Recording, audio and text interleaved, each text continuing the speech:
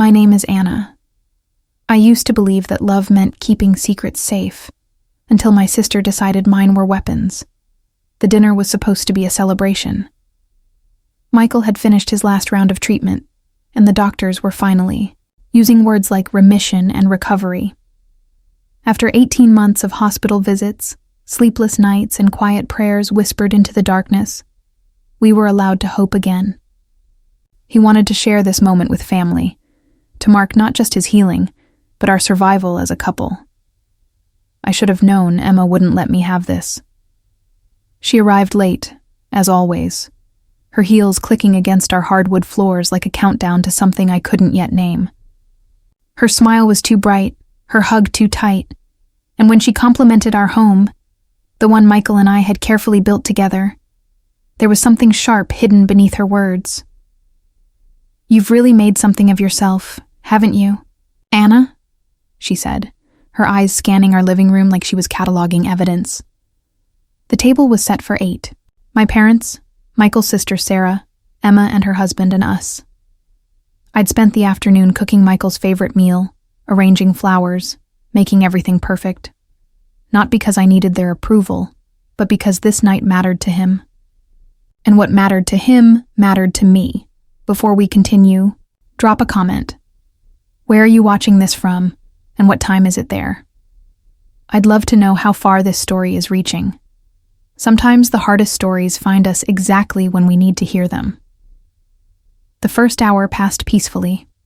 Michael spoke about his treatment, about the nurses who became family, about finding strength in places he never knew existed. His voice was steady, grateful, alive in a way that still made my heart skip. My mother asked about his appetite, my father about his energy levels, normal questions, safe territory. Emma waited until dessert. She stood up with her wine glass, and everyone assumed she was making a toast. The room fell quiet, faces turned toward her expectantly. Even I smiled, thinking she was finally ready to celebrate Michael's recovery. "I want to say something about my sister," she began, her voice carrying that particular tone she'd perfected in childhood, the one that meant someone was about to get hurt. My stomach dropped before my mind could catch up. "Anna's always been good at reinventing herself," Emma continued, her smile never wavering. "But I think it's time we talk about who she really is." The fork in my hand felt suddenly heavy. Michael reached for my free hand under the table, squeezing gently, thinking this was going somewhere good. Sweet, trusting Michael, who had no idea what my sister was capable of. "Did you all know that Anna overdosed when she was 23? The words hit the table like broken glass. My mother's face went white. Sarah's mouth opened slightly. My father set down his coffee cup with a trembling hand. Emma wasn't done. She lost her job for sleeping in the office bathroom, spent 3 months in rehab. Well, she was supposed to. She left after 2 weeks. Emma's voice was steady, clinical, like she was reading from a medical report. Then she disappeared, just vanished in the middle of the night, didn't tell anyone where she was going. We thought she was dead. The silence that followed wasn't just quiet. It was the sound of everything shattering at once. The careful life I'd built, the person I'd become, the trust I'd earned. All of it crumbling under the weight of truths I'd buried so deep, I sometimes forgot they were mine. Michael's hand was still in mine, but I could feel his confusion in the way his grip loosened slightly. Not rejection? Not yet. But the beginning of questions I wasn't ready to answer. "She acts like this perfect nurse wife now," Emma continued, gesturing toward me with her wine glass. "But we all covered. For her, we all lied. And Anna just let us. I was 12 years old again, standing in the principal's office while Emma explained why I'd been fighting on the playground. Except this time, she wasn't protecting me. She was feeding me to the wolves." My throat closed. My vision blurred. The faces around the table became a kaleidoscope of shock, disappointment, and something worse. Pity. I stood up so fast my chair scraped against the floor, the sound cutting through the silence like a scream. I don't remember what I said. Maybe nothing. Maybe everything. All I remember is the look on Emma's face. Satisfied, victorious, like she'd finally won a game I didn't know we were playing. I walked to the kitchen on unsteady legs and collapsed, behind the island, pressing my back against the cool cabinets. My breath came in short gasps, and I wrapped my arms around my knees, trying to make myself smaller, trying to disappear the way I had all those years ago. The years Emma had just thrown back in my face like they were yesterday. But they weren't yesterday. They were another lifetime, another version of me that I'd fought so hard to leave behind. The girl who woke up in hospital beds with tubes down her throat and shame in her veins. The girl who couldn't look her parents in the eye, who couldn't hold a job, who couldn't hold anything without breaking it, including herself. I had lived many lives in one body, and Emma had just murdered the one I'd worked so hard to build. Those missing years weren't empty spaces in my story. They were the chapters that mattered most. The ones where I learned how to save myself when no one else would. I left home at 25 with nothing but a duffel bag and a determination to disappear completely. I drove until I reached a city where no one knew my last name, where my mistakes weren't painted on billboards for everyone to see. I found a studio apartment above a laundromat, the kind of place where the walls were thin and the neighbors minded their own business.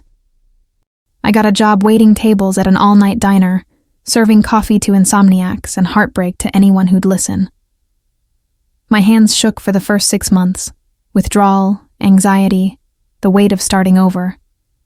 But I learned to hold a cup steady, to balance plates without dropping them, to smile at strangers who left dollar tips and called me sweetheart like they meant it. Sobriety was a daily choice, not a destination. Some days I chose it minute by minute, hour by hour.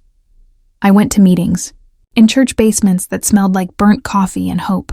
I listened to stories that sounded like mine, told by people who looked like they'd been broken and carefully glued back together.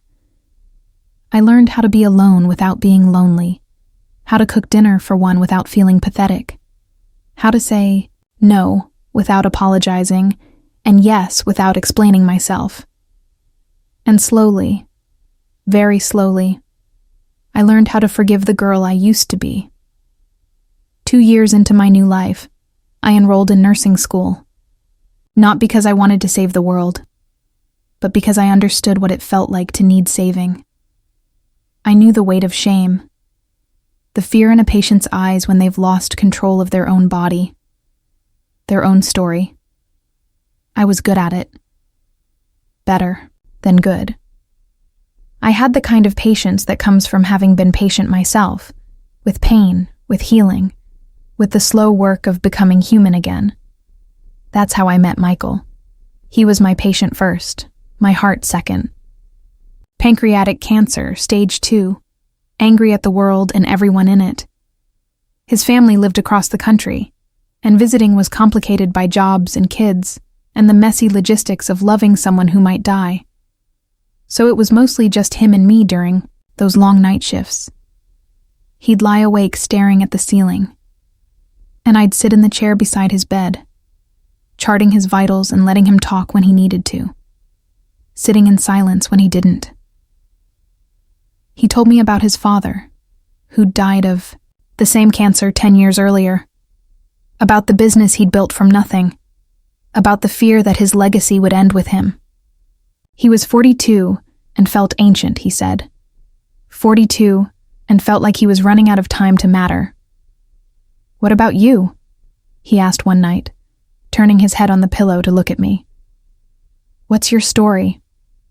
I could have lied, should have lied, but something about the darkness, about the quiet beeping of machines and the way he was looking at me, not like a patient looks at a nurse, but like a person looks at another person, made me tell the truth.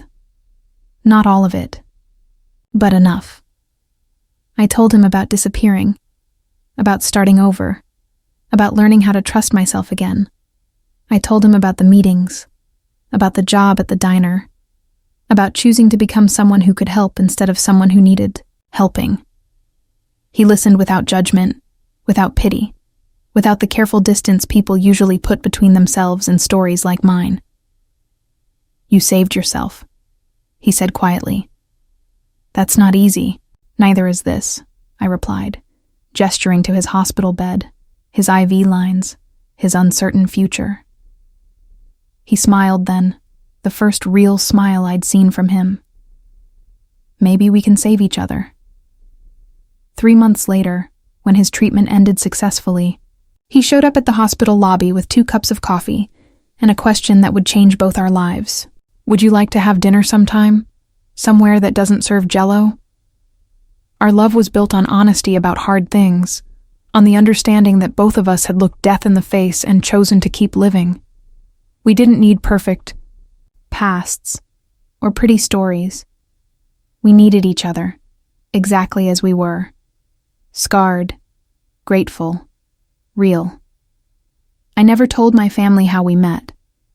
Never told them about the Michael who whispered his fears into hospital darkness, or the Anna who sat beside him and shared her own. That story belonged to us, and we kept it sacred, which made Emma's betrayal cut even deeper. She hadn't just exposed my past. She'd tried to steal my present, to poison the love that had saved us both. But as I sat on that kitchen floor, holding myself together with trembling arms, I realized something that Emma had forgotten in her rush to destroy me. The person she was trying to humiliate no longer existed. The Anna who overdosed, who lost jobs, who disappeared in shame. She was real, and she was part of my story. But she wasn't the end of it. She was the beginning of something Emma couldn't understand, because she'd never had to fight for her own life, never had to claw her way back from the edge of everything. Emma had stayed safe in our parents' good graces, married the right man, lived the right life. She'd never had to rebuild herself from scratch, never had to earn her own respect one day at a time. She thought my past was a weapon, but she didn't understand that it was actually my armor. I heard voices from the dining room, hushed, uncomfortable conversations. My mother's voice, worried and confused. My father clearing his throat the way he did when he didn't know what to say. Sarah asking if Michael was okay, if he'd known. And Michael's voice, quiet, but steady. "I need a minute." My heart broke a little more. Not because I thought he'd leave.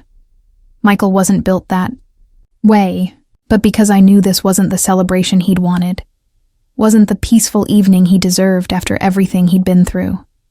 I pressed my forehead against my knees and tried to breathe. In through the nose, out through the mouth, the way they'd taught me in those early days when panic felt like drowning. Then I heard footsteps in the kitchen. I didn't look up. Couldn't bear to see disappointment in his eyes.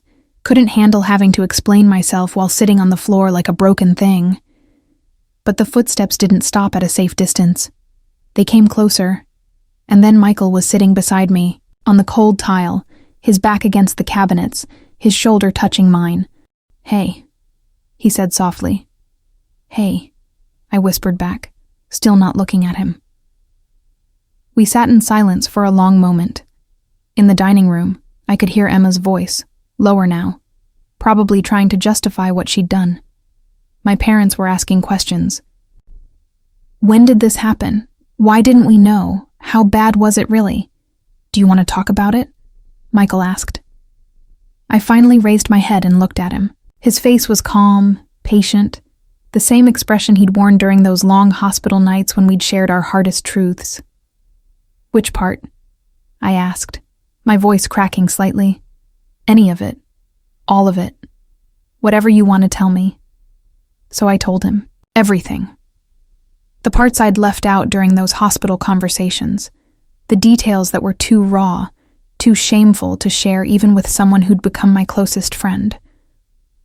I told him about waking up in the emergency room with my stomach pumped, and my parents crying in the hallway. About the job I'd loved and lost because I couldn't function, couldn't show up, couldn't be trusted with simple tasks. About the rehab facility that felt like prison. About leaving because I was convinced I didn't deserve to get better. I told him about the 2 years I'd spent running from myself, about the nights I'd stood on bridges and in empty parking lots, trying to decide if I had the courage to keep living or the courage to stop. And I told him about the moment I'd chosen to stay. Not because life got easier, but because I got stronger. Michael listened to every word without interrupting, without flinching, without pulling away. When I finished, he was quiet for a long moment. "I'm sorry," he said finally. "For what? That you went through that alone. That your family didn't know how to help you. That Emma thought she had the right to use your pain against you." I felt tears burning behind my eyes. Not tears of shame this time, but something else. Relief, maybe, or recognition. "Are you disappointed?" I asked. "That I didn't tell you everything before?" He turned to face me more fully, his eyes serious. "Anna, you told me the parts that mattered. You told me about getting sober, about rebuilding your life, about becoming the person who could sit with me in that hospital room and make me feel less alone. You told me about survival, about choosing to keep going. That's what I needed to know." His hand found mine, steady and warm. "The rest of it, the details, the timeline, the specific ways you hurt, that's yours to share or not. Share. It doesn't change who you are now. It doesn't change how I see you." From the dining room, I heard chairs scraping, voices getting louder. The evening was ending, our guests preparing to leave with this new knowledge about me, this ammunition for future conversations. "We should go back out there," I said, though the thought made my stomach clench. "Not yet," Michael said. "There's something I want to say to them first." Before I could ask what he meant, he was standing up, helping me to my feet, leading me back toward the dining room where my family was gathered around the table like jurors deliberating my fate. Emma was in the middle of saying something to my mother when Michael appeared in the doorway. She stopped mid-sentence, looking almost guilty for the first time all evening. Everyone turned to look at us, me standing slightly behind Michael, still shaky but upright, him calm and composed in the way that had gotten him through months of treatment and uncertainty.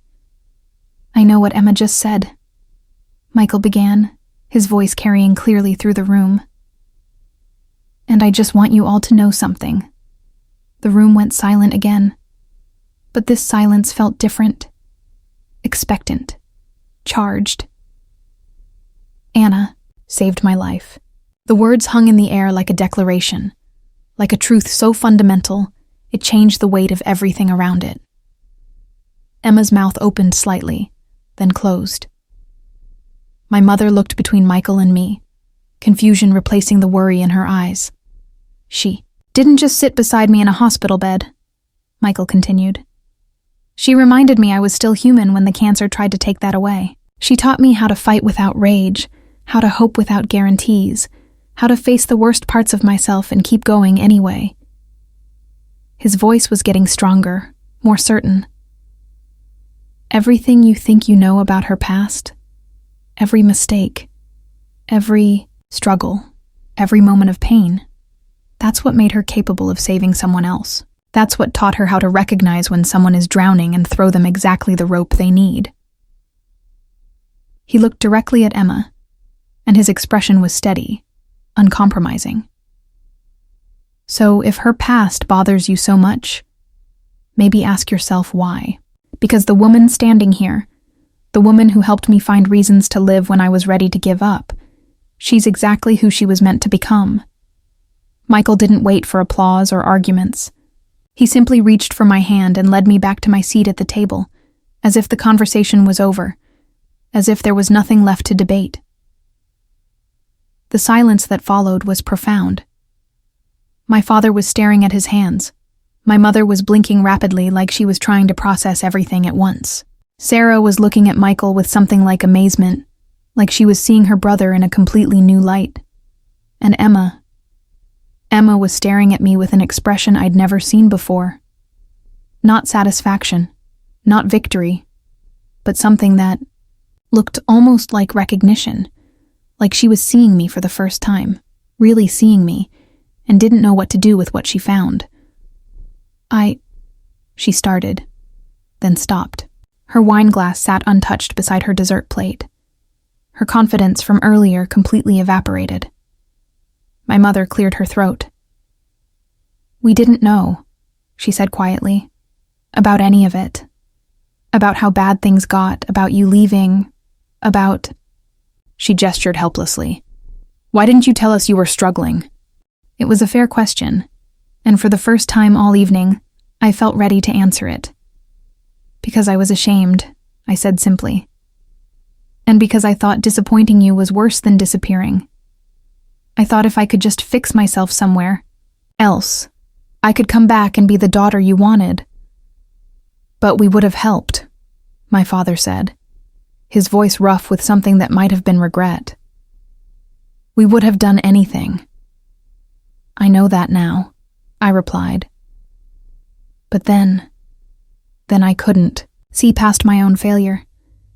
I couldn't imagine being loved while I was broken. The admission hung between us like a bridge neither side knew how to cross. Emma finally spoke, her voice smaller than it had been all evening. I thought you were just pretending, being perfect for Michael, playing a role." She looked down at her hands. "I thought someone should tell the truth." "Whose truth?" Michael asked quietly. "The truth about who she used to be? Or the truth about who she became?" Emma didn't answer, but her silence was answer enough. My mother reached across the table and took my hand, her touch gentle and warm. "I'm proud of you," she said, and her voice was thick with tears. "For surviving, for fighting, for becoming this." She gestured toward Michael and me, toward the life we'd built together. "I'm sorry we weren't there when you needed us most." It wasn't forgiveness, not yet, and maybe not ever completely. But it was understanding, and sometimes understanding is enough to build on. The rest of the evening passed quietly. Emma and her husband left first, her goodbye awkward and brief. My parents stayed longer, asking careful questions about Michael's treatment, about our plans, about the future we were building together. After everyone left, Michael and I stood in our kitchen washing dishes in comfortable silence.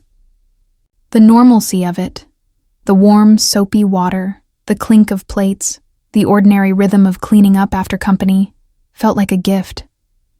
"Thank you," I said finally, "for what you said in there." "I didn't say anything that wasn't true," he replied, drying a wine glass with careful attention. "You did save my life, Anna, in every way that matters." I thought about Emma's words, about the version of me she'd tried to resurrect and use as a weapon, about the girl who'd overdosed, who'd lost jobs, who'd disappeared in shame and fear. That girl was real. Her pain was real.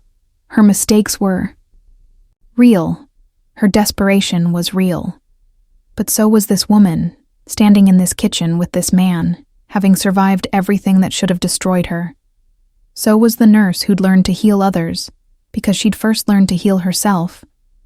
So was the wife who could love someone through their darkest moments because she'd navigated her own.